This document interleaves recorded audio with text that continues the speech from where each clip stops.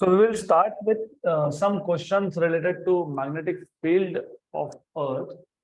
अब ये angle of dip के क्वेश्चंस है, तो पहले एंगल ऑफ डिप क्या होता है समझ लेते हैं and then we will solve this question. Extremely simple level questions. तो फर्स्ट ऑफ ऑल आपको ये पता होना चाहिए, जो आपको अभी ऑलरेडी पता भी है, और क्या magnetic field, you have a rough idea of earth magnetic field. तो this is more or less earth which is like a sphere, more or less. यहाँ पे होता है नॉर्थ पोल. कौन सा नॉर्थ? Geographic north. यहाँ पे होता है साउथ पोल. तो this is geographic north, this is geographic south. उससे थोड़ा दूर शिफ्टेड मैग्नेटिक, ये मैग्नेटिक नॉर्थ है, ये मैग्नेटिक साउथ है. तो what I expect from you is कि आपको अच्छे से पता है ये नॉर्थ पोल है, ये साउथ पोल है, लेकिन ये ज्योग्राफिक है, ये भी ज्योग्राफिक है. फिर आपको ये भी अच्छे से पता है कि ये नॉर्थ पोल है लेकिन ये मैग्नेटिक नॉर्थ है, ये साउथ पोल है लेकिन ये मैग्नेटिक साउथ पोल है. और straight line passing through geographic north and south pole is geographic axis. A line, straight line passing through magnetic north and magnetic south is magnetic axis. ये magnetic axis है. यहाँ तक clear? तो ideally speaking, direction of Earth's magnetic field will be from north to south. And you must also know कि यहाँ पे अगर मैं कार्टेशियन कोऑर्डिनेट सिस्टम लेता हूँ तो ये जो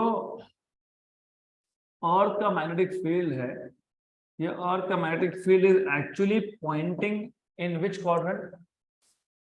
सेकेंड क्वाड्रेंट. आइडियली ये सेकेंड क्वाड्रेंट में पॉइंट कर रहा है. लेकिन आपको पता है कि हम जब कंपास बनाते हैं, you know what is compass? Direction के लिए कंपास बनाते हैं. अब कंपास अगर मुझे नॉर्थ दिखा रहा है तो वो कौन सा नॉर्थ होना चाहिए? ज्योग्राफिक नॉर्थ होना चाहिए, क्योंकि वो हम लोग डायरेक्शन के लिए यूज करते हैं, ट्रैवलर्स यूज करते हैं ना. उनको कहाँ फिजिक्स पता होता है? उनको थोड़ी पता है. उनको क्या पता है कि ये उल्टे पोल्स है, जहाँ पे ज्योग्राफिक नॉर्थ है वहां पे मैग्नेटिक साउथ है. करेक्ट? राइट. तो हम क्या करते हैं, जानबूझ के, इंटेंशनली इसको ऐसा याद रखते हैं. तो मैं सिर्फ याद रखने के लिए बता रहा हूँ आपको. इसको हम जानबूझ के जब कंपास बनाते हैं ना तो नाम उल्टे कर देते हैं. इसको नॉर्थ बोल देते हैं, इसको साउथ बोल देते हैं, क्योंकि हमारा काम था डायरेक्शंस का. और मैं इसको यहाँ से हटा दूंगा, मैं ये लिखूंगा नहीं यहाँ पे. मैं यहाँ पे मैग्नेटिक हटा दूंगा, मैं ये भी हटा दूंगा और मैं ये भी हटा दूंगा. तो आइडियली अब इस केस में what do you see? Magnetic field north to south. तो डायरेक्शन क्या हो गया? उल्टा हो गया. तो ये मैग्नेटिक नीडल के लिए होता है, याद रखना. This is for magnetic needle. तो even though direction of magnetic field second quadrant में था, लेकिन हम जब कंपास बनाते हैं उसमें मैग्नेटिक नीडल होता है, तो हमको ये अर्थ का मैग्नेटिक फील्ड कौन से क्वाड्रेंट में दिख रहा है? फोर्थ क्वाड्रेंट में. तो याद रखना ये. तो इसका मतलब अर्थ का मैग्नेटिक फील्ड जो है, ना वो हॉरिजॉन्टल के अलोंग है ना वो वर्टिकल के अलोंग है, वो इंक्लाइंड है. तो ये जो अर्थ का मैग्नेटिक फील्ड है बी, इसने हॉरिजॉन्टल के साथ जो भी एंगल बनाया इसको बोलते हैं एंगल ऑफ डिप. क्या बोलते हैं इसको? Angle of dip. The angle made by magnetic needle with respect to horizontal is called as angle of dip. ये आ गया अर्थ के मैग्नेटिक फील्ड का हॉरिजॉन्टल कंपोनेंट, और ये है अर्थ के मैग्नेटिक फील्ड का वर्टिकल कंपोनेंट. और आपको पता ही है एंगल को लग के जो कंपोनेंट होता है वो होता है कॉस कंपोनेंट. तो ये क्या आ गया? B cos delta. और ये क्या आ गया? B sine delta. तो जब आप इन दोनों को डिवाइड कर दोगे, तो जब आप वर्टिकल कंपोनेंट को हॉरिजॉन्टल कंपोनेंट के साथ डिवाइड कर दोगे तो ये आ जाएगा B sine delta upon B cos delta. B भी हो जाएगा कैंसल. तो vertical component upon horizontal component equal to sine upon cos is tan delta. तो कम से कम इतना इंफॉर्मेशन आपके पास होना चाहिए to solve questions of earth magnetic field. तो अब at a certain place the horizontal component of Earth's magnetic field is √3 times its vertical component. मतलब अर्थ का हॉरिजॉन्टल कंपोनेंट ये √3 टाइम्स है वर्टिकल कंपोनेंट का. तो B H equal to √3 BV है. The angle of dip at that place is, अभी मैंने बताया बीवी बाई बी एच कितना है tan डेल्टा, तो यहाँ से आपको बीवी बाई बी एच कितना मिल जाएगा √1/√3, क्योंकि B V by B H will be 1/√3, but B V by B H कितना था tan डेल्टा था, तो फिर tan डेल्टा कितना आ गया आपके पास 1/√3।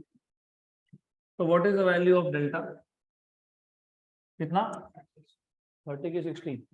वेट, जब कंफ्यूजन हो जाए ना don't worry, what is sin 60 √3/2, what is cos 60 1/2, तो tan क्या होता है sin अपॉन cos, तो √3/2 अपॉन 1/2, बाई टू कैंसिल, तो क्या बचा √3, तो 60 पे तो नहीं है, फिर ये 30 है, sin 30 upon cos 30, what is sin 30 1/2, what is cos 30 √3/2, तो बाई टू कैंसिल, तो 1/√3 बचेगा, तो कितना आएगा ये, कितना आएगा ये 30 डिग्री, तो angle of dip is how much 30 डिग्री, option number D.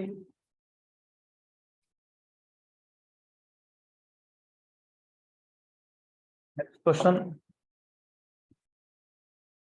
At a place, if Earth's horizontal and vertical components of magnetic field are equal, the angle of dip is, ये तो जोक है 45, क्यों, क्या बोला है, at a place Earth's horizontal and vertical components are equal, लेकिन ये कौन था, ये b cos डेल्टा था, ये कौन है, ये b sin डेल्टा है, b भी हो गया कैंसल, अभी cos की वैल्यू और sin की वैल्यू इक्वल 45 पे तो होती है 1/√2 फिर भी तुमको नहीं ऐसा नहीं, तो फिर एक काम करो 1 = sin delta upon cos delta, what is sin delta upon cos delta tan delta, तो tan डेल्टा की 1 किस पे होती है, वैल्यू 1 कब होती है 45 पे होती है, वो तो एक्चुअली यहीं पे खत्म हो गया, तो हो गया, और इससे पहले ही खत्म हो गया था, क्यों खत्म हो गया था, आपको पता होना चाहिए कोई भी वेक्टर जब x और y एक्सिस के साथ 45 पे होता है तभी जाके उसका वैल्यू सेम होता है ना।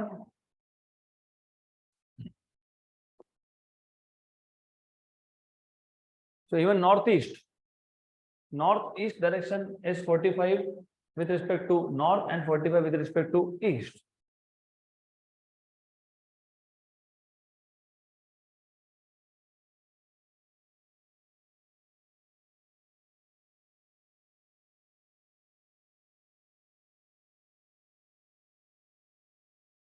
Good. So next question. The angle of dip at a certain place is 30 degree. If the horizontal component of Earth's magnetic field is H, the intensity of total magnetic field is intensity of total magnetic field. अब एक काम करो, इसके 2 या 3 methods है, मैं दोनों तीनों बता देता हूँ। सबसे पहले एंगल ऑफ डिप आपको दिया है 30 डिग्री, हॉरिजॉन्टल कंपोनेंट को बोला है H, और आपको पूछा है टोटल मैग्नेटिक फील्ड, तो एज यू कैन सी आपको दिख रहा है कि ये BH और BV both are at 90 degree to each other, इसका मतलब जो टोटल फील्ड है B, it can be treated as resultant of BH and BV, है ना। अगर कोई वेक्टर डायगोनल के अलावा हो तो फिर वो क्या होता है, वो रिजल्टेंट होता है किसका, इन दोनों का। अगर दो वेक्टर्स अगर एक दूसरे को परपेंडिकुलर हो तो क्या लिखते हो फिर, BH² प्लस BV² का रूट। तो टोटल फाइंड करना है, मतलब क्या है, √of BH² प्लस BV²। तो ये क्वेश्चन में वैसा ही है, आपके पास डिप कितना है 30 डिग्री है और BH क्या है H है, तो आपको टोटल फाइंड करना है, मतलब क्या फाइंड करना है, B फाइंड करना है, तो ये क्या आएगा BV² प्लस BH²। इसमें से BH तो पता ही है हमको, अगर BV मिल जाता है तो काम हो गया। अब BV फाइंड कैसे करेंगे, दैट इज द क्वेश्चन। हाँ, BV upon BH is tan delta, very good, BV upon BH is tan delta, तो BV अपॉन BH, लेकिन BH को क्या नाम दिया है H, tan delta tan of 30, लेकिन tan ऑफ 30 अभी तो देखा था हमने कितना है 1/√3, तो BV कितना आ गया H अपॉन √3, ये सब्स्टिट्यूट कर दो यहाँ पे, therefore B equal to √of BV², BV is H/√3, तो H/√3 का स्क्वायर प्लस BH का मतलब H², तो therefore B equal to √of H² by 3 plus H square, तो H square plus 3h square is 4h square, तो 4h square by 3 मतलब H square है वो एच क्यूब नहीं है, वो 4h स्क्वायर बाय 3 है, तो 4 का रूट 2, एच स्क्वायर का h और नीचे रूट 3, तो 2h by root 3 option number B है। ये मेथड नंबर 1 है, ये मेथड नंबर 1 है। अब method number 2, it comes from basic understanding of trigonometry. जिसका ट्रिग्नोमेट्री का पिक्चर क्लियर है उसके लिए सब क्वेश्चंस इजी है। लुक, ये था हॉरिजॉन्टल, ये था वर्टिकल, ये था रिजल्टेंट बी।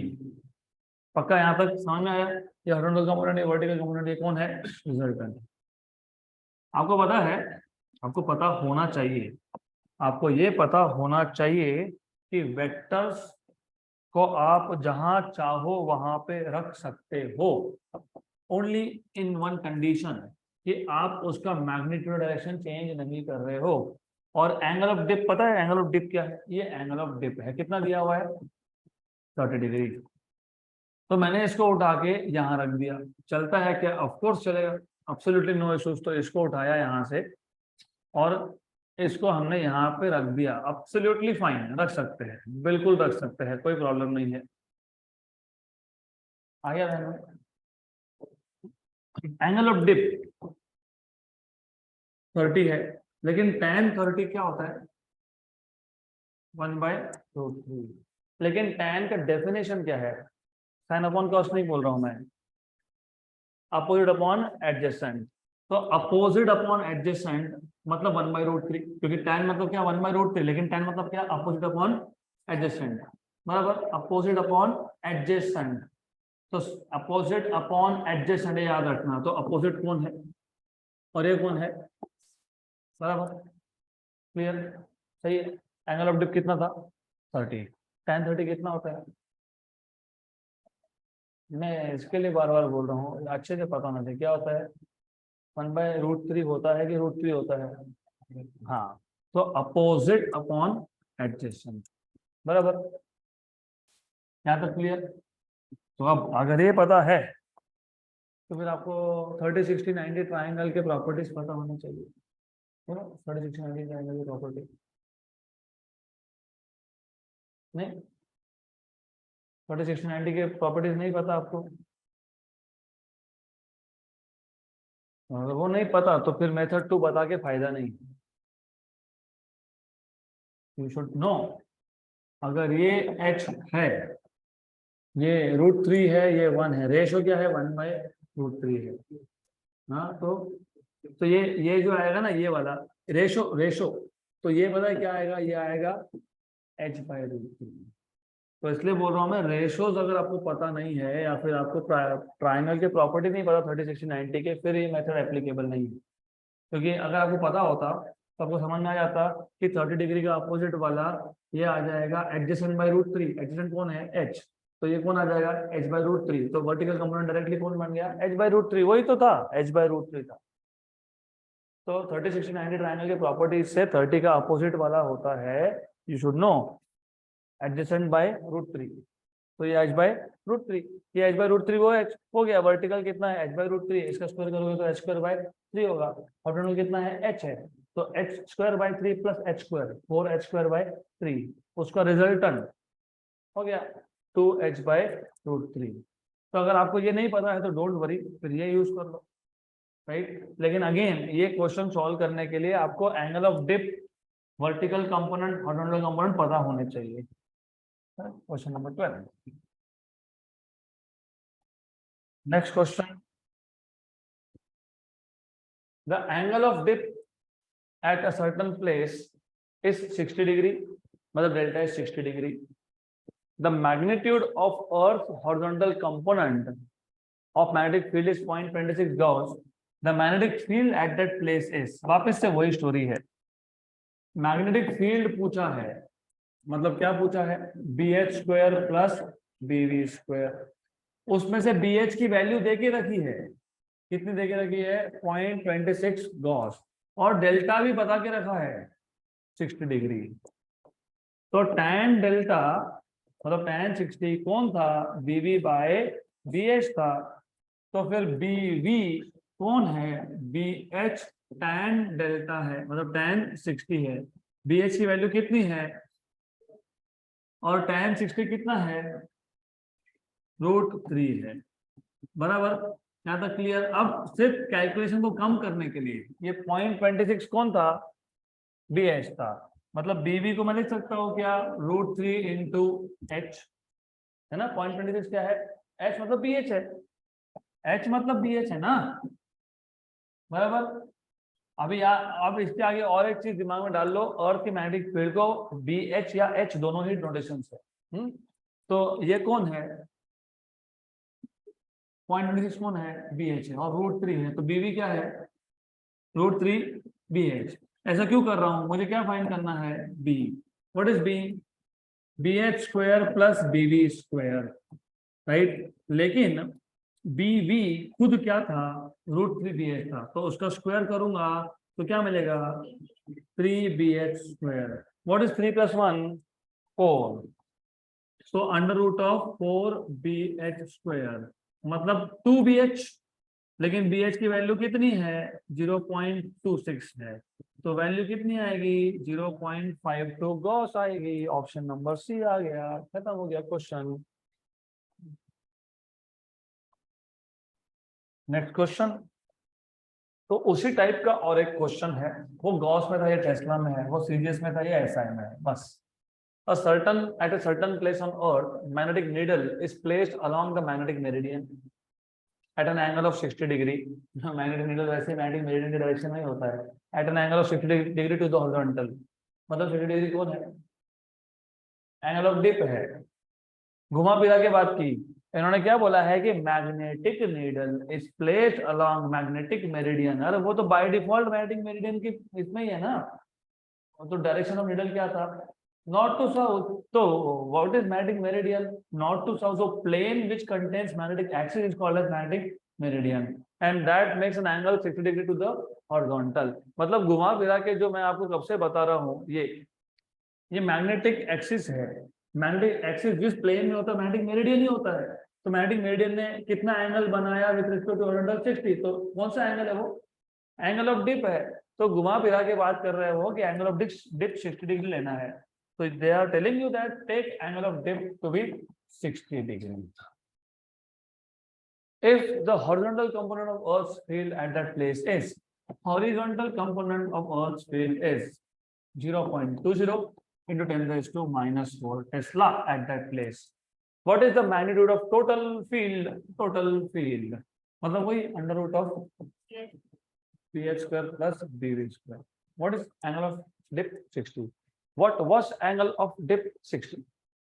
अगर जब एंगल ऑफ डिप 60 था, तो जब यहाँ पे तुम्हारे पास BV √3 BH था, तो यहाँ पे क्यों अलग होने लग गया वो, तो यहाँ पे क्या आएगा, BV √3 BH सेम है, सेम। फिर जब तुमने इसको सॉल्व करके B क्या बनाया, 2BH, तो फिर यहाँ पे क्यों अलग होगा, यहाँ पे भी वही होगा, क्या होगा, 2BH। तो ये सारा हम लोग पिछले न्यूमेरिकल से ले रहे हैं। हो गया क्वेश्चन खत्म। 2 इंटू 0.20 इंटू 10 रेज़ टू -4 मतलब 0.40 इंटू 10 रेज़ टू -4 टेस्ला। ऐसा होना ही चाहिए आंसर में, ऑप्शन नंबर B है, खत्म, डन। तो प्रीवियस क्वेश्चन में इसमें डिफरेंस क्या है, वैल्यूज का, बाकी कुछ डिफरेंस नहीं है।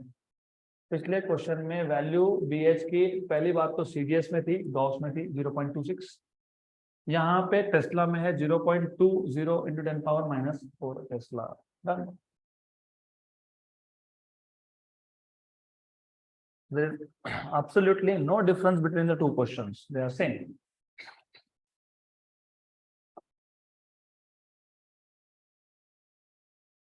So let us move ahead to the last question of this chapter.